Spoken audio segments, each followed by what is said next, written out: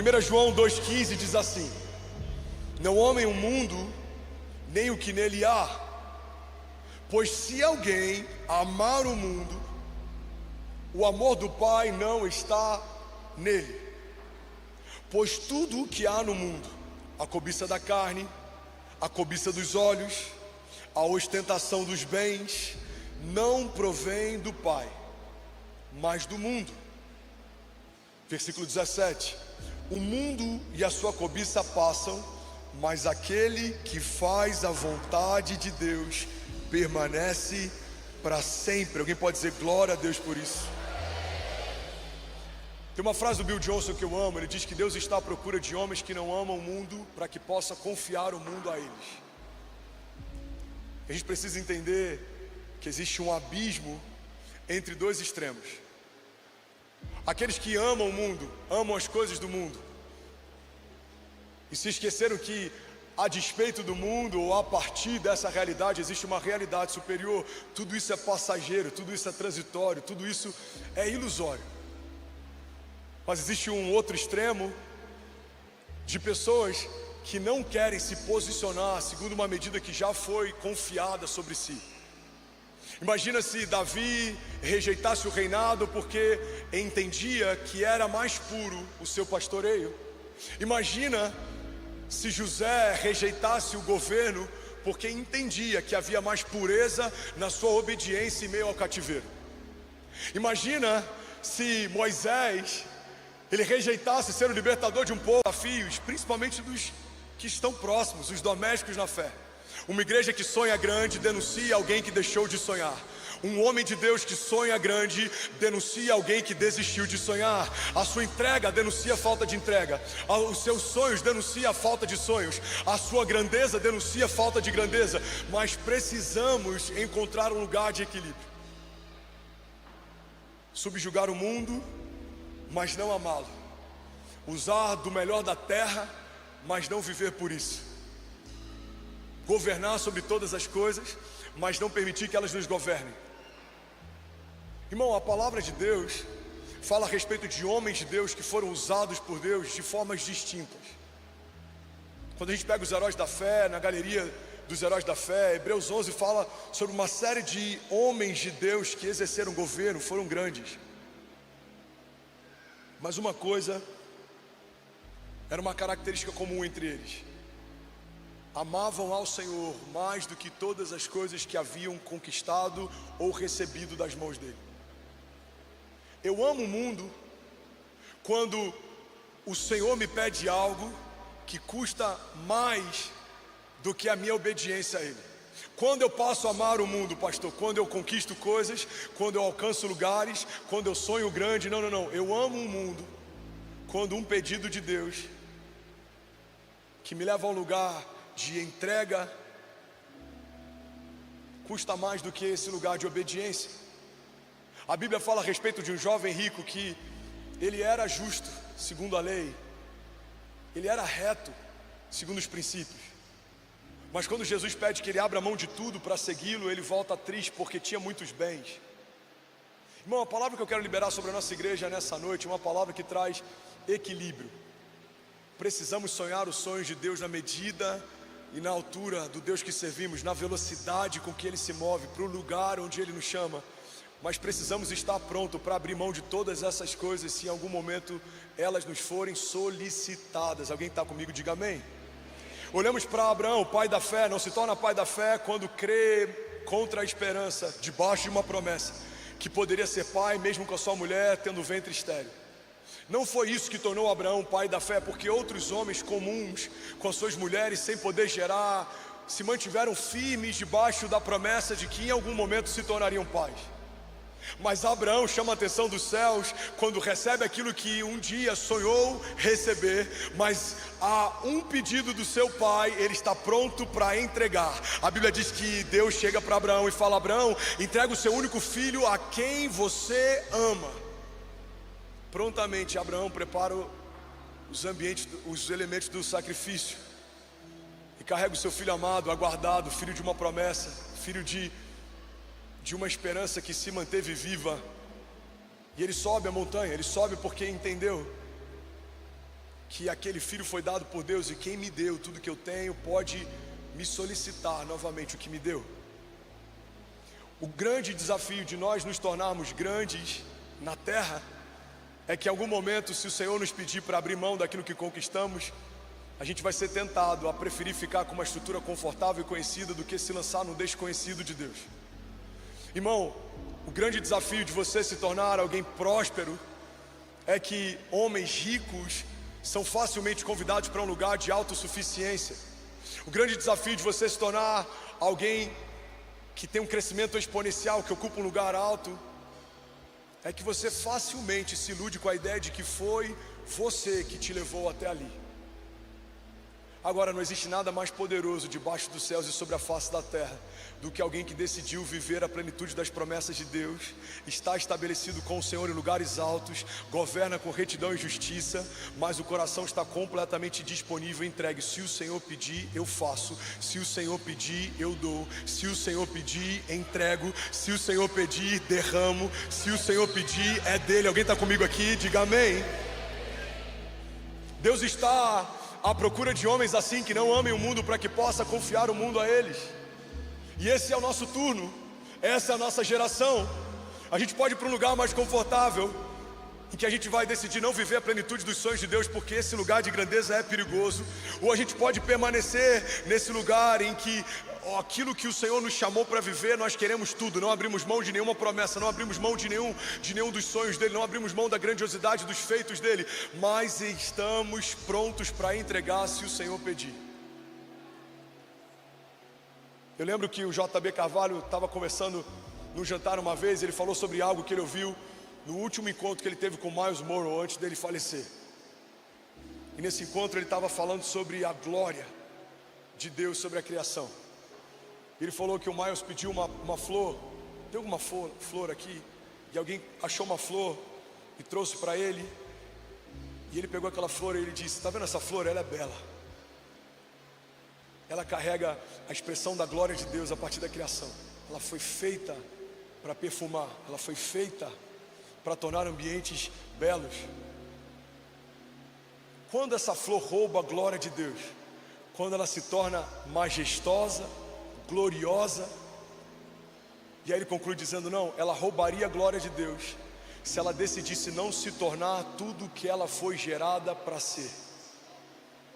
Igreja de Jesus, como podemos roubar a glória de Deus se nós não perfumarmos os lugares que o Senhor nos chamou para perfumar, se nós não ocuparmos os lugares que o Senhor nos chamou para ocupar, se nós não sonharmos os sonhos que o Senhor nos chamou para sonhar, se nós não vivemos aquilo que o Senhor nos chamou para viver, se nós não nos tornarmos aquilo que o Senhor nos chamou para nos tornar, porque a glória de Deus se manifesta a partir da sua criação. Você não vai amar o mundo, mas você foi chamado para reinar em vida, a saber, por meio de Jesus Cristo, o autor e consumador da nossa fé, que redimiu os nossos pecados e que nos tornou herdeiros. Você e a sua casa reinarão em vida, governarão em meio ao caos, andarão sobre as águas, e as portas do inferno não prevalecerão contra nós. Vamos a alguém aqui nessa noite?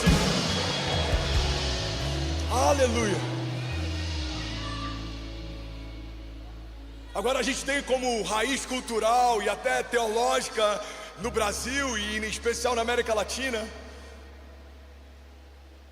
os efeitos colaterais de algo que se chama teologia da libertação. Se infiltrou a partir de uma agenda comunista dentro das nossas igrejas há décadas uma ideia de que crescer é pecado. Sonhar e visionar os sonhos de Deus é pecado.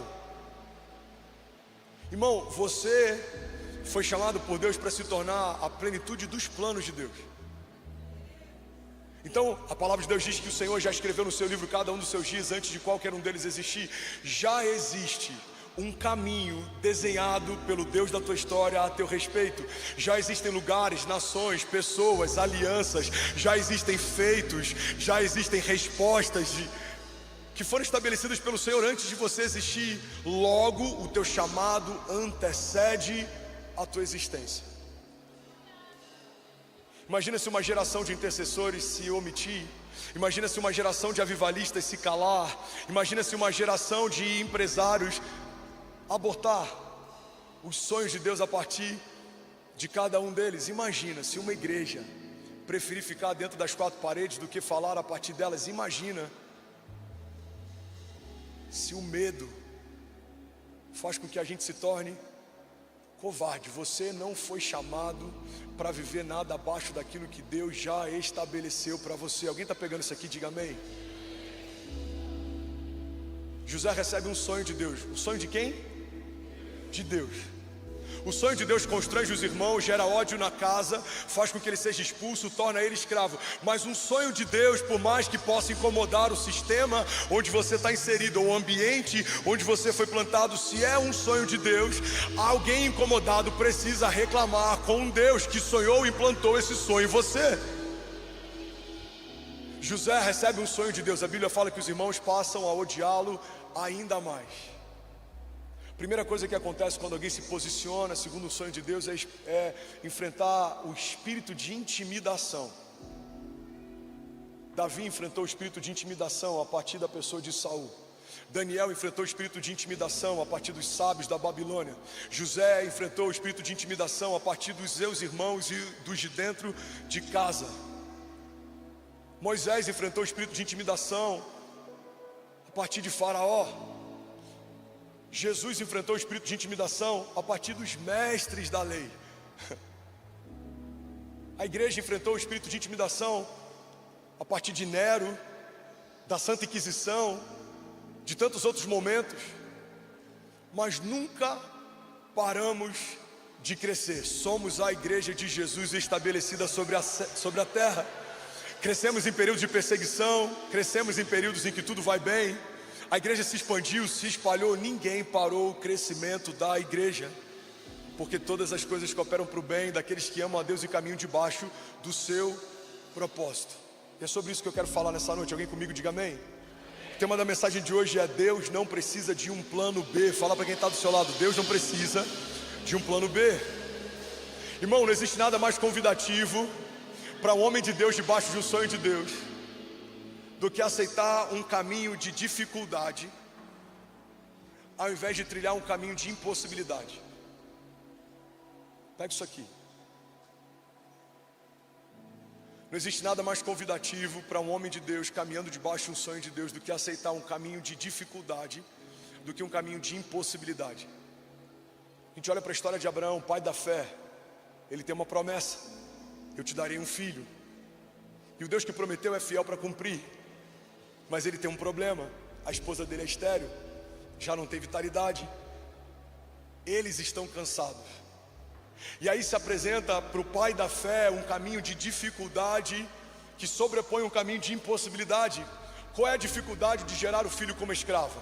Constrangimento, ter que administrar isso dentro da sua estrutura familiar, ter que lidar com a ideia de que ele talvez desistiu de esperar uma promessa de Deus e ele gerou dentro de casa a própria promessa. Mas olha que interessante, a Bíblia diz que quando Deus vai falar com Abraão, não considera o filho que Abraão gerou de forma precipitada. Só considera o filho que Deus deu a partir de obediência a uma promessa que o próprio Deus fez. A Bíblia diz que Deus chega para Abraão e diz: Abraão, pega o teu único filho, aquele a quem você ama.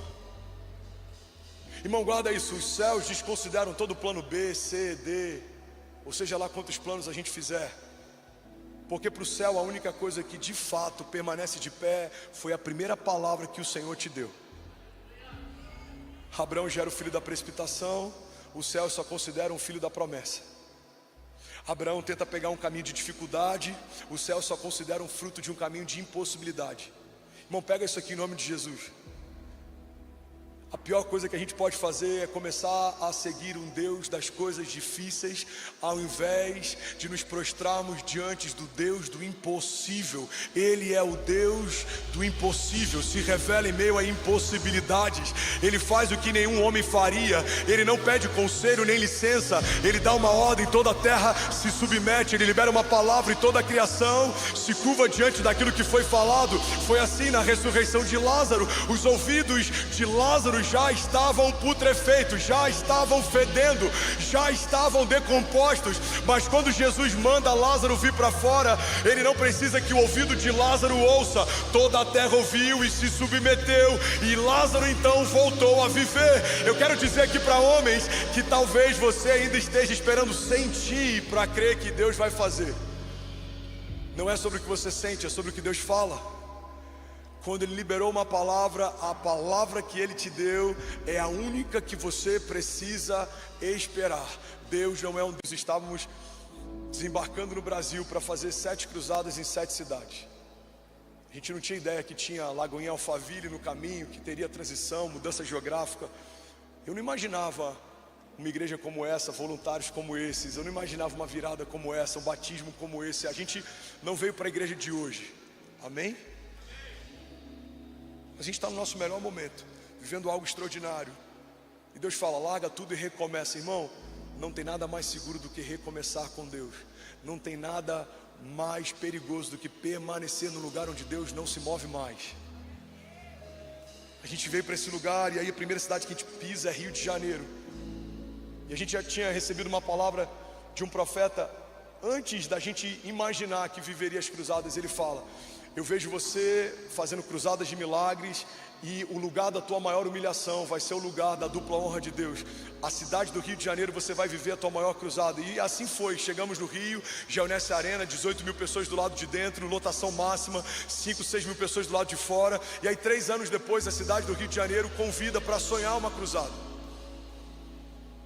E eu falei, olha, tem no meu coração um lugar. E aí a prefeitura do Rio falou, olha, esse lugar e esse também são incríveis. Eu falei, certamente eles são incríveis, mas é nesse lugar que eu vejo a próxima cruzada. Pastor, mas aqui é mais fácil, a gente consegue agenda, já tem mais estrutura, você pode usar todo o campo. Eu falei, não, de fato, o que você está falando faz muito sentido. Mas tem um lugar que Deus plantou no meu coração e eu já vi essa noite acontecendo. Eu sei como ela vai ser. A palavra de Deus diz em Jó, determinando tu um negócio, sedes firme e a luz de Deus brilhará sobre os teus caminhos. E eles falaram, tá bom, então vai ser nesse lugar. A gente só precisa escolher a data e vai acontecer. E por que eu estou falando isso?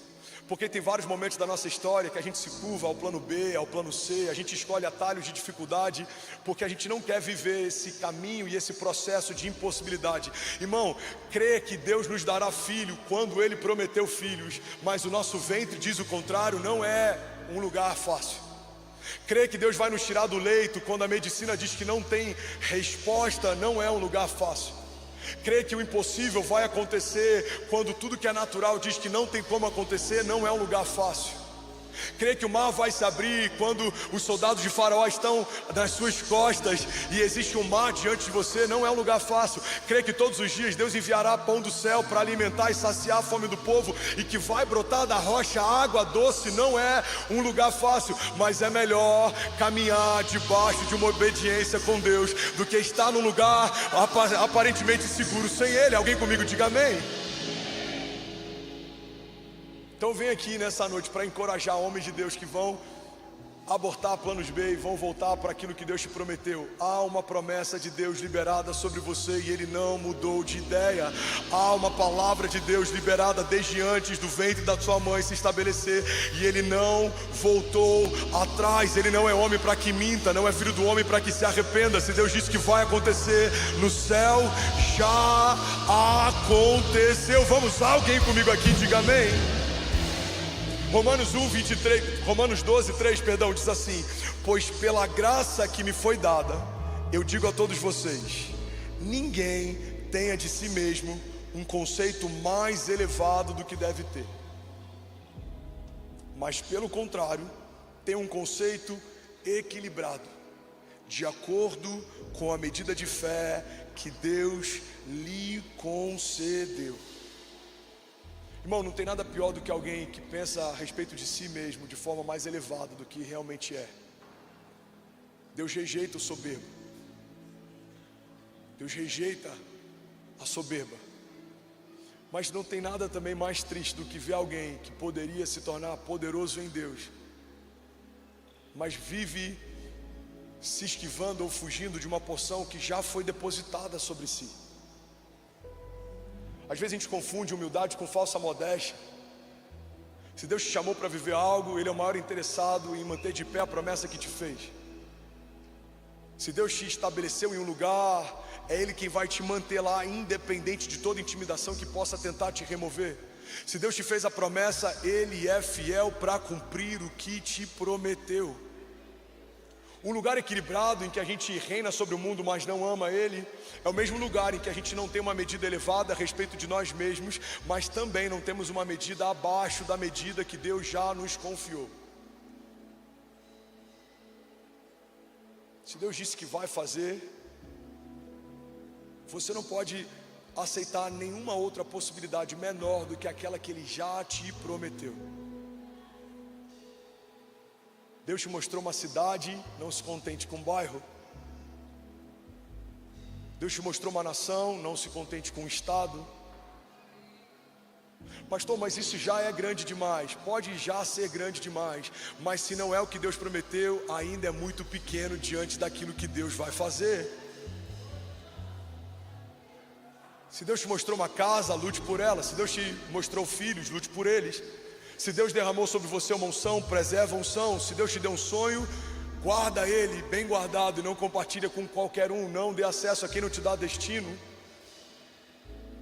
Porque, irmão, quando a gente vai para esse lugar, a gente vive o que a gente costuma chamar de convergência. O que é convergência, André? Convergência é quando eu me torno o que eu fui gerado para ser, e quando eu estou no lugar que eu fui chamado para estar. Convergência é Davi com uma funda diante de um gigante. Parece impossível, vai se tornar daqui a alguns minutos inevitável.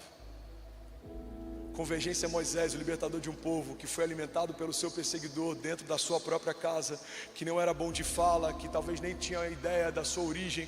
Quando desperta para o seu chamado, com um cajado faz o mar se abrir. Convergência é quando 5 pães e 2 peixinhos são levados até as mãos certas, e a partir daquele encontro entre uma matéria-prima natural e a intervenção sobrenatural, toda uma multidão come e ainda sobra comida. Isso é convergência.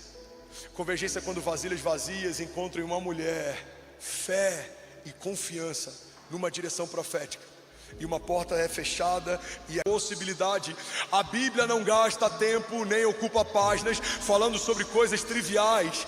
A Bíblia fala sobre aquilo que era impossível e se tornou inevitável quando Deus do impossível interveio na história. Uma mulher que sangrava há anos tocou na orla das vestes de Jesus, ela parou de sangrar. Jesus e Pedro precisavam pagar os impostos, não tinham recursos, lançaram o anzol da boca de um peixe, veio a moeda de ouro. Não havia mais necessidade a ser suprida. Havia então um homem morto há dias, o seu corpo fedia, mas o seu amigo dias depois chega, faz um convite e ele então vem para fora. A minha pergunta é: até quando aceitaremos os atalhos da terra ao invés de continuarmos aguardando por uma manifestação de uma promessa de Deus? Se Deus disse que vai acontecer e você for fiel e aguardar e colocar as mãos no arado e não voltar atrás e se mover e não desanimar e manter os seus olhos fixados no autor e consumador da tua fé, aquilo que Deus disse que aconteceria no tempo perfeito de Deus já aconteceu. Vamos, alguém comigo aqui nessa noite? Aleluia! Aleluia, vamos, se for para ele você pode fazer melhor.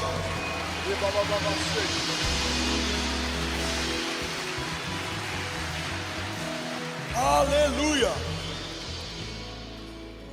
Creio que a mensagem da manhã e essa mensagem se completam. Pela manhã um ambiente de temor absoluto. Eu falei sobre a fragilidade de cada um de nós. Eu preguei basicamente sobre um vaso constituído por barro. Mas nessa noite eu sinto o Senhor impelindo a gente a falar sobre a outra metade. Eu quero falar sobre um tesouro precioso depositado nesse vaso. Porque isso gera equilíbrio. Não amem o mundo, mas não se esqueçam, vocês reinarão enquanto estiverem nele. Não sonhem pequeno, mas não adiem um dia sequer. Se o Senhor pedir mão para abrir, se o Senhor te pedir para abrir mão de algum sonho que Ele te confiou, Esses dois extremos carregam um abismo. É uma diferença muito grande entre eles, mas quem consegue caminhar entre os dois polos vive a plenitude da vontade de Deus na terra. 1 Pedro 2,9 fala sobre uma nova constituição, uma nova vocação. A partir de uma aliança feita em Jesus, fomos feitos reis e sacerdotes. Governamos e reinamos na terra, mas temos livre acesso à sala do trono de Deus, ouvimos os céus. E é sobre isso que eu quero falar nessa noite. Alguém está comigo? Diga amém. Romanos 12,3 diz: cada um tem um conceito equilibrado a respeito de si mesmo, de acordo com a medida de fé que Deus lhe concedeu. A sua medida de fé vai definir a tua estatura na tua jornada de fé. Há pessoas que não creem que existem diferentes níveis de fé, mas a Bíblia nos dá várias referências que nos fazem crer que sim, existem níveis diferentes de fé. Jesus fala sobre uma pequena fé do grão de mostarda. Romanos 12,3 fala que cada um recebeu uma medida de fé. A verdade é que mesmo uma pequena medida de fé, ela já é suficiente para mover o natural. Agora imagina alguém que ao longo de uma jornada carrega uma porção extraordinária de fé. Hebreus 11, a Bíblia fala que aquele povo, pelo poder da fé, enfrentou exércitos inimigos. O poder do fogo, da espada, da fraqueza tiraram forças e colocaram em disparada exércitos inimigos. Em vários momentos eles eram mais frágeis, em outros mais fracos. Em outros momentos os exércitos eram infinitamente menores, milhares de pessoas, algumas dezenas delas. Mas a Bíblia diz que Deus olha e Ele não vê graça naquela quantidade tão grande. Ele fala: Gideão, tem gente demais. Então eles se dispersam. Deus dá uma direção, peça para aqueles que têm medo que sejam liberados. E então milhares e milhares e milhares e milhares vão embora, mas ainda permanecem alguns milhares. Deus olha mais uma vez e diz: Gideão, ainda tem gente demais. Seria difícil vencer com 30 mil, seria muito difícil vencer com 3 mil, seria impossível vencer com 300. É nesse lugar que Deus habita, e é nesse lugar que Ele se revela, para que não haja glória na criação e para que ninguém se vanglorie dos seus feitos. Não tinha como acontecer. Deus interviu e aconteceu. Vamos, alguém pega isso aqui em nome de Jesus. É para esse lugar que Deus está chamando. Tem lugares que a gente está, que aquilo que a gente deseja viver, irmão, isso aqui é muito difícil, mas acontece.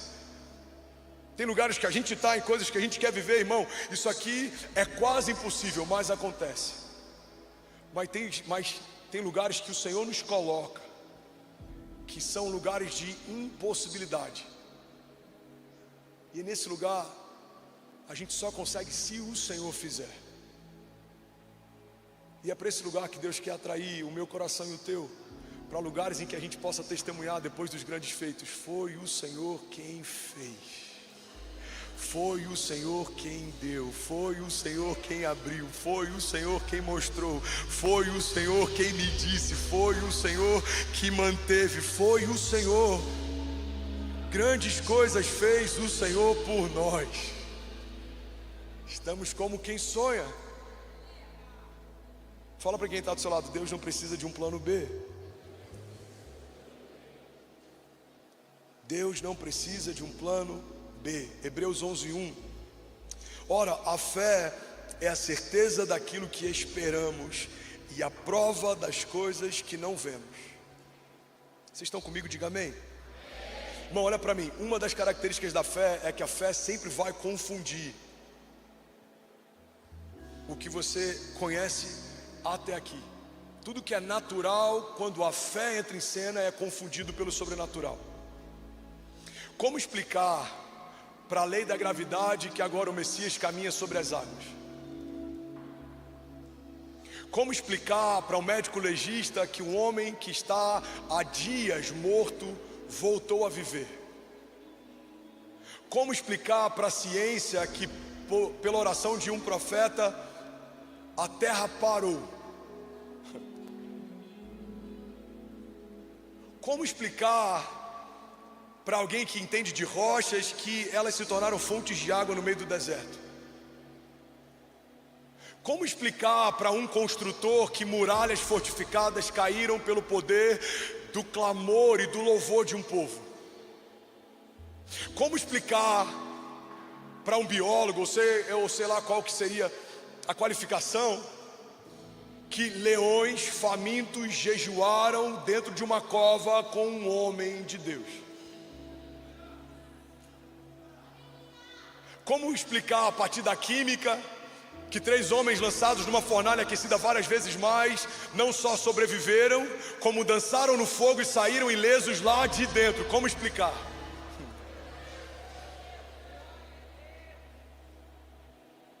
Não se explica. Como explicar que uma mulher estéril se torna o habitat daquele que vai preparar o caminho para o Filho de Deus? Isabel tem no seu ventre um atestado, ela tem no seu ventre uma impossibilidade. Qual é a impossibilidade? Ela é estéril. Maria, por sua vez, tem no seu ventre uma outra impossibilidade. Qual é a impossibilidade? Ela é virgem. Não é à toa, irmão, que Deus escolhe 2 ambientes de gestação que seriam impossíveis de gerar, para preparar a resposta de Deus para a criação. A redenção é anunciada a partir de um ventre que não poderia gerar, e ele fala a respeito do verbo encarnado que foi gerado num ventre que não poderia gerar. Logo, um ventre estéril gera o anúncio de alguém que está num ventre virgem, para que eu e você possamos entender que Deus não depende da vitalidade do ambiente para ser Deus. Pode ser deserto, se tornarão oásis. Pode ser lugar de caos, se tornarão shalom, paz de Deus. Pode ser em lugares confusos, a paz de Deus virá sobre esses lugares. Podem ser lugares de morte, se tornarão lugares de vida. Pode ser um vale de ossos secos, se tornarão um exército forte e poderoso. Alguém comigo aqui diga amém. O que acontece quando o céu invade a terra? A terra passa a ter cheiro de céu. E como é no céu? Vamos voltar ao primeiro texto. Não ame o mundo, aquilo que nele há.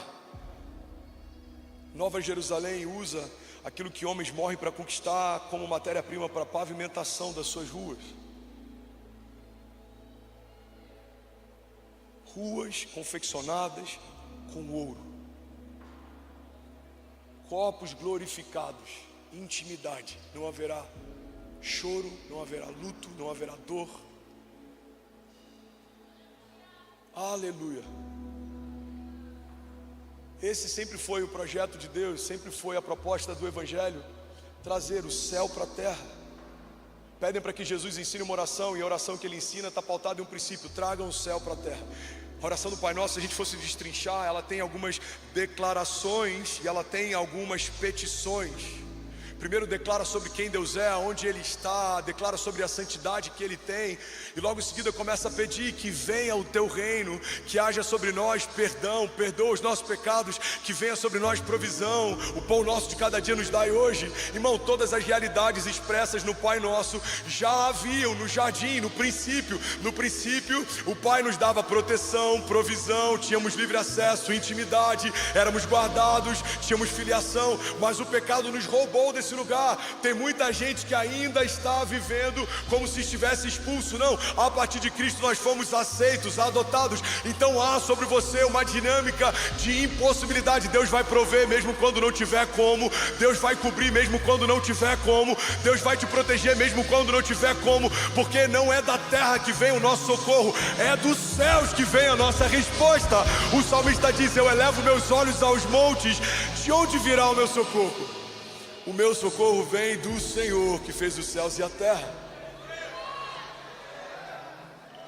A terra pode mentir, a oliveira pode não dar o seu fruto, dos rebanhos pode não vir aquilo que aguardamos, mas ainda assim eu me alegrarei, me regozijarei. Por quê? Porque eu sei de onde vem a minha resposta. Alguém comigo diga amém? Aleluia. A fé é a certeza daquilo que que esperamos e a prova de coisas que não vemos. Como pode se provar algo que não se vê? Porque não é sobre uma visão natural que a gente está falando. A fé é sobre aquilo que você não vê naturalmente. Irmão, a fé, ela tem uma característica que é interessante. A gente aprende a enxergar o que Deus fala. A fé é um convite para enxergarmos o que Deus fala. Pastor, mas segundo a medicina, esses conceitos eles estão confusos. Mas segundo a fé, eles se fundem.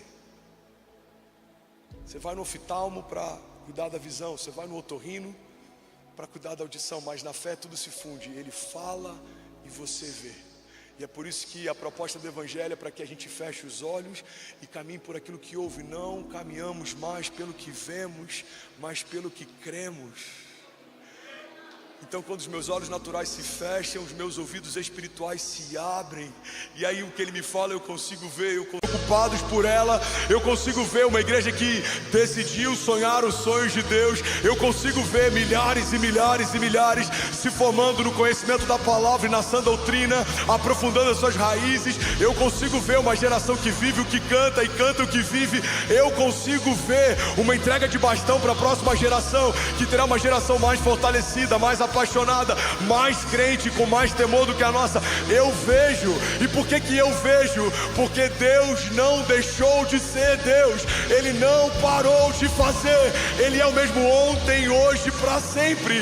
E continuará fazendo milagres, levantando homens improváveis. Ele é aquele que permite a ferida, mas também fecha ela. Ele é aquele que permite a vergonha, mas também cobre ela. Ele é aquele que dá a semente ao que semeia. Ele é o autor e consumador da nossa fé.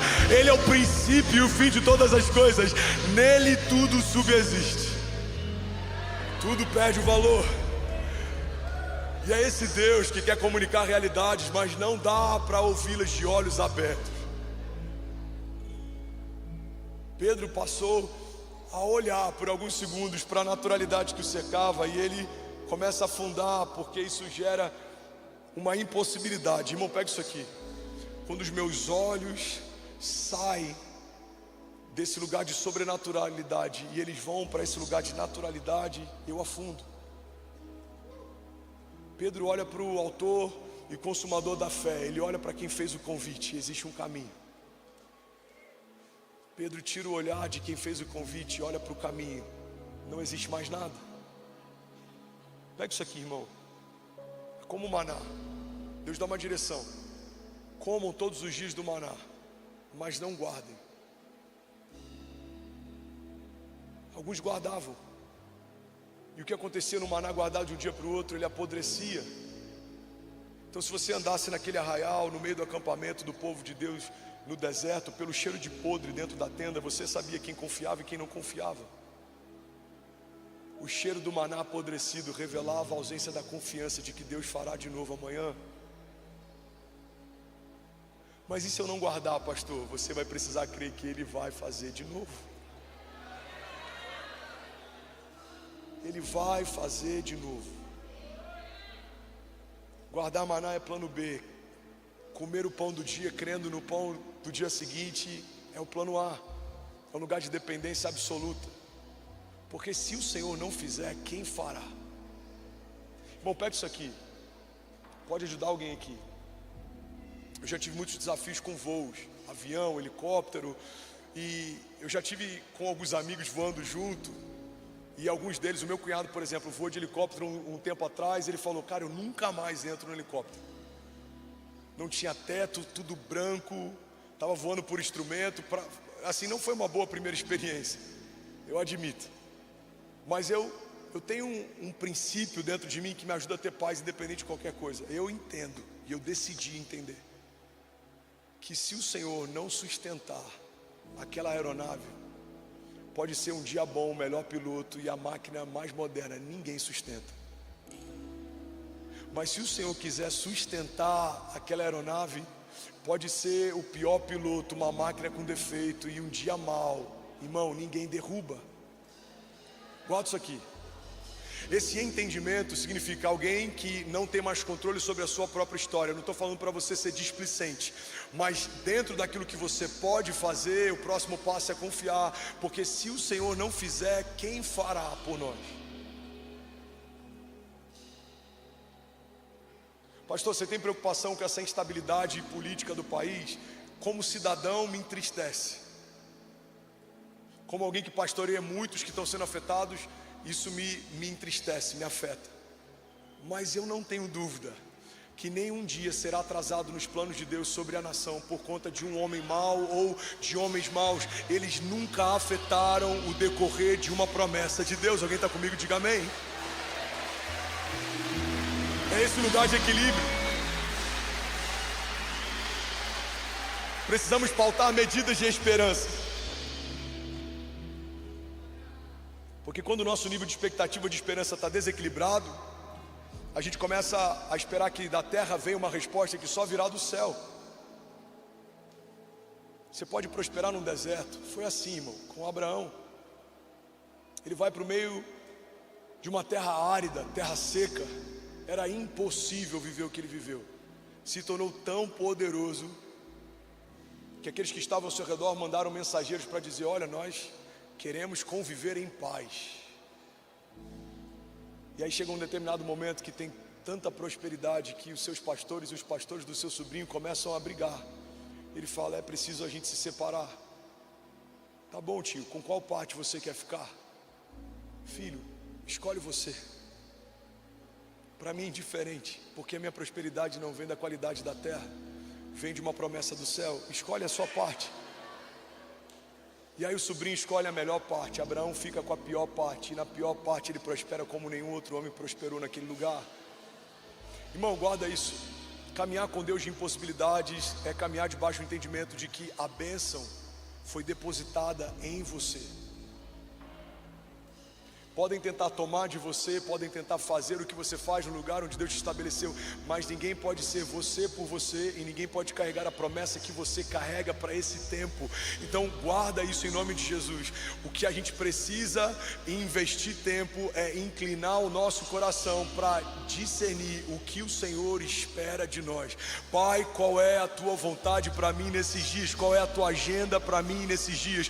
O que o Senhor quer fazer na terra nesses dias? Como o Senhor quer me usar nos teus planos nesse tempo? Porque, irmão, não existe lugar mais seguro para estar do que correndo riscos com Deus. Há alguém comigo aqui? Diga amém.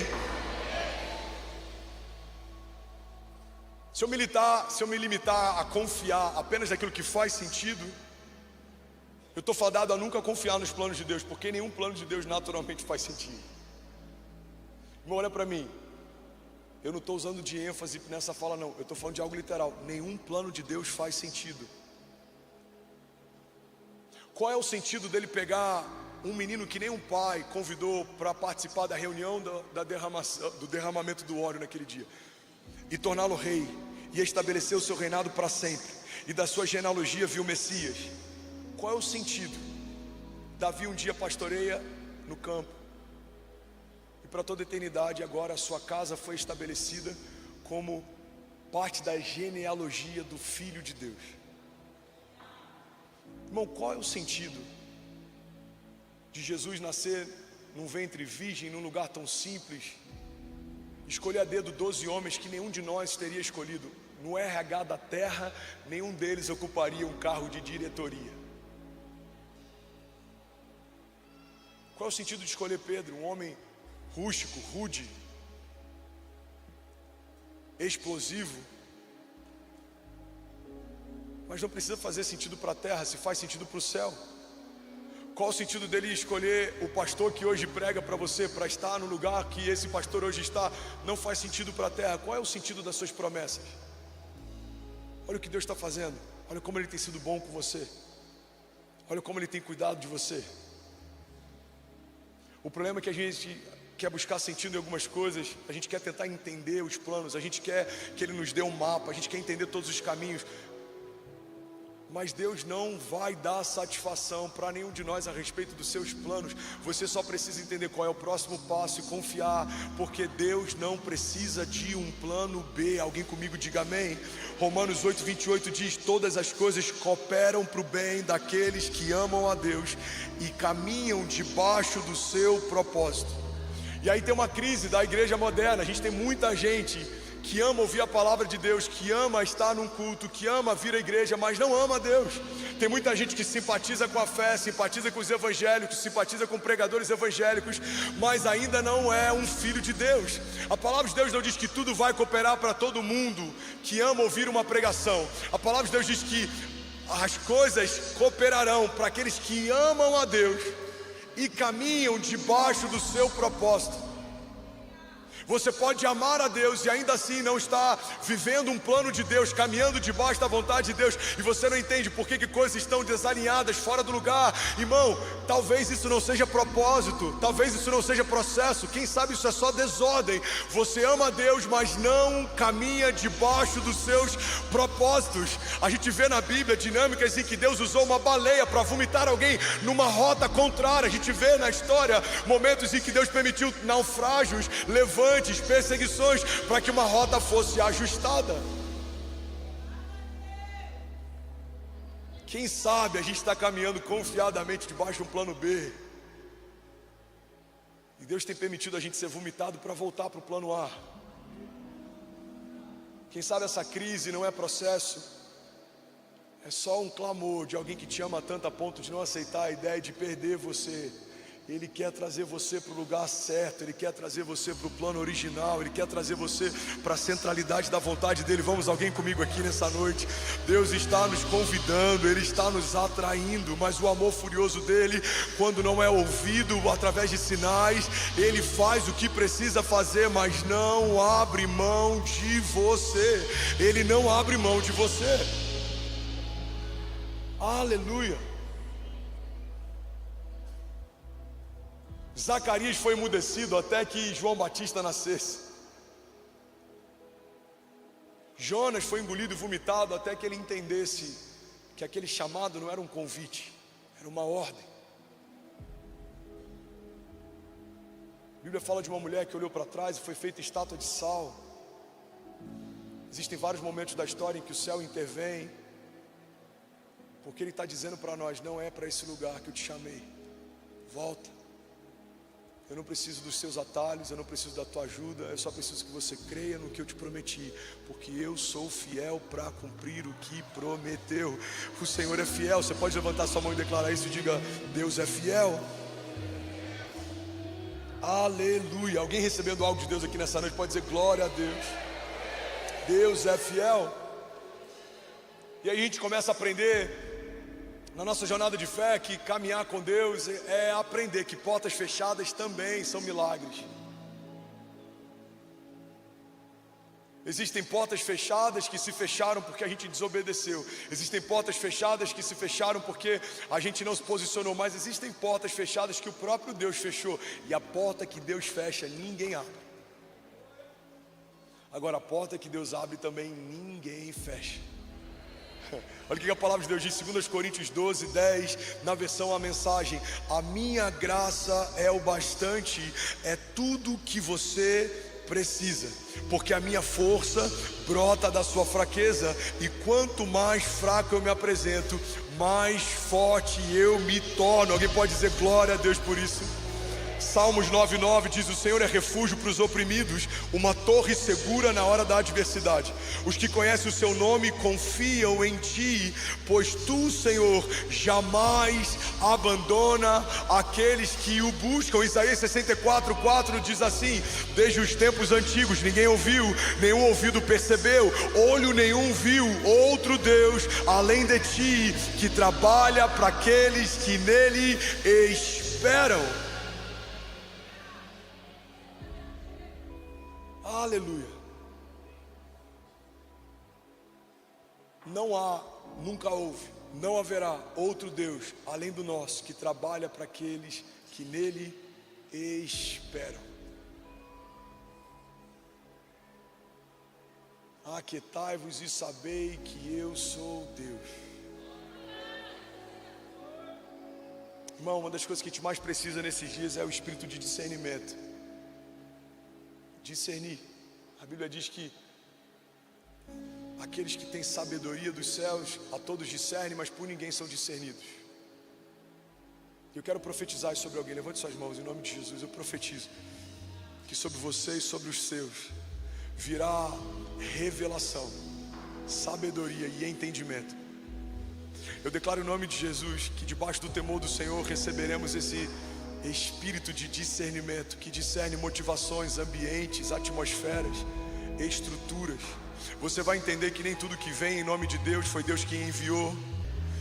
Eu declaro em nome de Jesus que o equilíbrio de Deus na tua vida não vai ser ir devagar, a não ser que assim o Senhor te peça, mas vai ser ir de forma constante. Você não vai ficar inconstante na tua jornada. Você não vai ser apaixonado por Ele num dia e vai duvidar da bondade dEle no outro. Não, você vai ser constante, cada dia constante, caminhando constante, se movendo constante. Você vai ter uma fé crescente. Eu cria, mas agora eu creio mais. Eu amava, mas agora eu amo mais. Eu buscava, mas agora eu busco mais. Eu temia, mas agora eu temo mais. O temor do Senhor, Ele acessou tudo dentro de mim. O temor do Senhor, Ele está revestindo os meus ossos.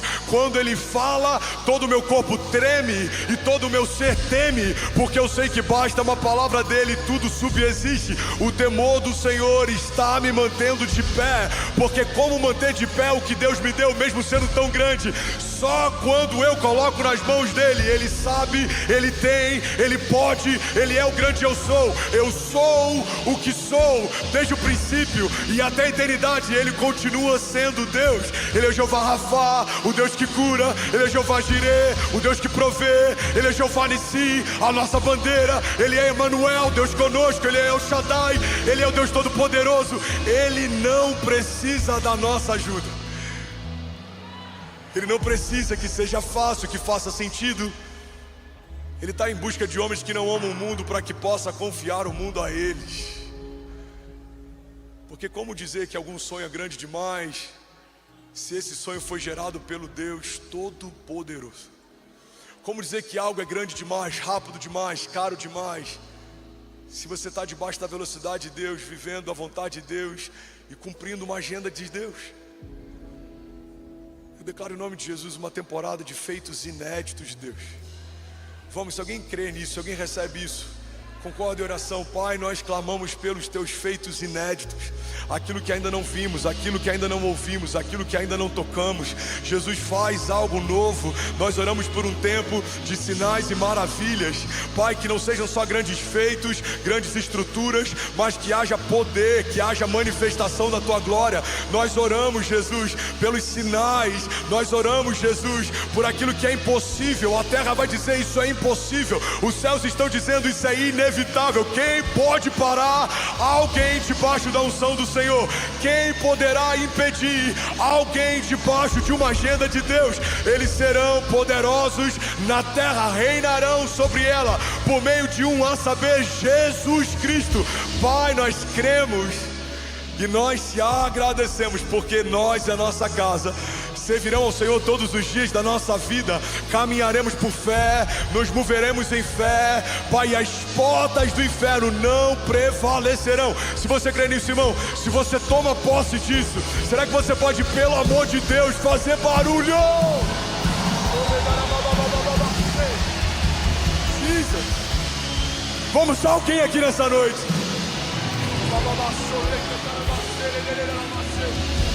Aleluia, vamos que vamos para Ele, você pode fazer melhor. Exalte a Ele, exalte a Ele, exalte a Ele. Ele é digno, Ele é digno, Ele é digno. Santo, santo, santo, santo. Aleluia. Alguém pode dizer, ainda bem que eu vim, Jesus? Aleluia, Ele é digno. Alguém comigo aqui, diga amém. Aleluia. Eu vou finalizar, a banda pode subir. Alguém recebeu algo de Deus nessa noite? Alguém pronto para ver leões jejuando? Alguém pronto para caminhar sobre as águas? Vamos, alguém pronto para ofertar 5 pães e 2 peixinhos e ver uma multidão alimentada? Alguém pronto para ver muralhas ruindo? Alguém aqui crendo que Deus não precisa de um plano B? Alguém pronto para ver ventres estéreis recebendo vida? Alguém pronto para ver tumores sendo expelidos, doenças sendo subjugadas? Vamos, alguém aqui nessa noite? Aleluia! Aleluia! Fica de pé no seu lugar. 1 Coríntios 1:20 diz assim: aonde está o sábio? Aonde está o erudito? Onde está o questionador dessa era? Acaso Deus não tornou louca a sabedoria desse mundo? Visto que na sabedoria de Deus o mundo não o conheceu por meio da sabedoria humana. Agradou a Deus salvar aqueles que creem por meio da loucura da pregação. Os judeus pedem sinais miraculosos, e os gentios, os gregos, procuram por sabedoria. Nós, porém, pregamos a Cristo crucificado, o qual de fato é escândalo para os judeus e a loucura para os gentios. Mas para os que foram chamados, tanto judeus como gregos, Cristo é o poder de Deus e a sabedoria de Deus. Porque a loucura de Deus é mais sábia do que a sabedoria humana, e a fraqueza de Deus é mais forte do que a força do homem. Versículo 26, alguém comigo diga amém. Irmãos, pensem bem no que vocês eram quando foram chamados. Poucos eram sábios segundo os padrões humanos. Poucos eram poderosos ou de nobre nascimento. E eu não sei se está falando de você, mas aqui ele está falando de mim, que não era revestido de uma sabedoria humana fora do comum, que não teve um nobre nascimento, que não recebeu uma herança ministerial. E não falo isso como se fosse algo ruim, pelo contrário, é uma glória e uma bênção que eu vou poder transferir para os meus filhos, mas não tive isso transferido pelos meus pais. A palavra de Deus está colocando as coisas no seu devido lugar. Pensem bem quem vocês eram. Hoje você tem cara de crente, cheiro de crente, roupa de crente, mas não foi sempre assim. Hoje alguns aqui estão comendo do melhor da terra, mas não foi sempre assim. Hoje talvez você está saudável, está tudo indo bem, mas quem sabe em algum momento da tua história você não estava bem assim. Eu lembro do leito que ele me tirou. Eu lembro do lugar que ele tirou a minha casa. Eu lembro quando meus pais levavam a gente para... E eu preciso falar com zelo, porque hoje em dia o politicamente correto impede a gente de falar as coisas como elas realmente são. Eu lembro quando meus pais me levavam para reuniões de manifestação de entidades, e eu via minha mãe completamente possessa. Eu sei o que eu vi e o que eu ouvi naquele lugar enquanto eu era criança, mas eu lembro também do dia que eu derramei óleo sobre a cabeça dos meus pais, consagrando eles como pastores. Eu lembro quando eu entrei no altar e casei com a Kezinha com 17 anos. Eu tinha 20 anos de polaridade gestacional, mas quando pegou a SESI, igreja fechada com lockdown, e a gente despejado, morando de favor na casa de ovelhas da nossa igreja, eu lembro. Irmão, pensem bem em quem nós éramos quando a graça nos alcançou, quando o favor de Deus nos favoreceu, quando as promessas de Deus nos alcançaram. É isso que a palavra de Deus está dizendo. Versículo 27, mas Deus escolheu as coisas loucas do mundo para envergonhar os sábios, e escolheu as coisas fracas para envergonhar as fortes. Ele escolheu as coisas insignificantes do mundo, as desprezadas e as que nada são, para reduzir a nada as que são, para que ninguém se vanglorie diante dele. Alguém pode celebrar Jesus aqui nessa noite? Vamos, se for para ele, você pode celebrar Jesus mais forte nessa noite. Aleluia. Eu quero orar com você. Eu quero que a gente faça uma oração de arrependimento nessa noite. Levante suas mãos, feche seus olhos. Pode diminuir um pouco as luzes aqui da frente. Eu quero que você comece a colocar diante dele tudo o que você tem. Começa a dizer: Pai, eu te entrego a minha agenda. Pai, eu te entrego a minha vitalidade, os meus dias. Eu te entrego os meus filhos, eu te entrego a minha casa. Pai, me perdoa se em algum momento eu estabeleci outros tronos ao lado do seu. Me perdoa se em algum momento eu passei a amar o mundo, talvez até sem perceber. Me perdoa se em algum momento eu passei a perseguir coisas que são fúteis aos teus olhos. Pai, me perdoa se em algum momento eu comecei a correr a minha corrida e esqueci da sua. Eu comecei a viver a minha vontade e abortei a tua. Pai, me perdoa nessa noite, eu quero me render, Pai. Alinha o meu coração ao teu, alinha a minha agenda à tua, alinha os meus pensamentos aos teus. Pai, eu quero quebrar todo altar que não seja um altar de adoração ao Senhor. Eu quero me despedir de tudo que eu me vesti nesses dias que não te agrada, que não te glorifica. Pai, eu quero abrir mão, deixar de lado aquilo que não pertence ao Senhor e ao teu reino, e eu quero mergulhar mais, eu quero viver mais. Pai, eu quero te buscar mais, eu quero te ouvir mais. Pai, eu quero carregar mais do teu cheiro, eu quero caminhar debaixo da tua vontade, eu quero manifestar a tua glória, porque o Senhor me ungiu para anunciar uma boa notícia. O Senhor me chamou para manifestar liberdade aos cativos e restauração de vida, saúde e vitalidade aos enfermos. O Senhor me estabeleceu como uma casa plantada junto ao ribeiro das águas. Eu não dependo do clima, do tempo, de homens, da economia, da política. Eu não dependo do CEP, eu não dependo de promessas humanas. Eu carrego uma promessa de Deus. Eu não dependo de plano B, C, D ou E. Eu não dependo de atalhos e nem que as coisas sejam facilitadas, porque o Deus do impossível na minha história se revela quando a terra diz que não dá pra acontecer. E é nesse lugar que os céus vêm e me respaldam, dizendo: já aconteceu. Vamos, abre a tua boca.